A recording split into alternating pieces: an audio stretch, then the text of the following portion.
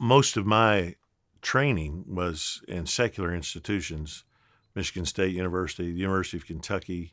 While at the University of Kentucky, I did an undergraduate degree in classical civilizations, and then I did a master's in classical Greek, basically classical languages, even before I went to seminary. So when time came to go to seminary, I was on staff at a church in Lexington, and my pastor offered me to stay on full salary, live in the church parsonage, as Tanya and I were at the time with Michael and Seth, who were little, and if I would go to Southern. And I looked at him and I said, oh, if I go to Southern, there'll be a question mark over my head the rest of my life. Because at that time in Kentucky, I mean, to be conservative in Kentucky was among Baptist. There were just a lot more moderate churches, especially in the Southern Baptist Convention, Kentucky Baptist Convention. And, for every exception to the rule, every conservative that graduated from here, there were hundreds and hundreds of moderates. And the Kentucky Baptist Convention was largely moderate at the time. Associations were moderate. So Mid-America Seminary had begun about a decade earlier, and it was the faculty was comprised of all Southern Baptist professors.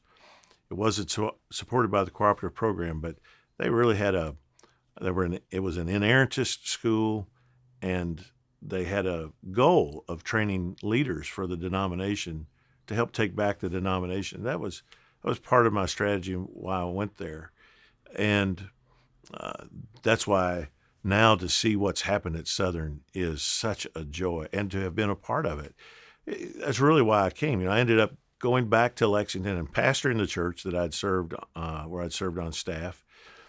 And then when Dr. Moeller and I began to talk about me joining the faculty, the thing the Lord impressed on me was all those years I had complained about what was being taught at Southern, and now he had given me an opportunity to come here and be a part of Dr. Moeller's leadership in turning it around.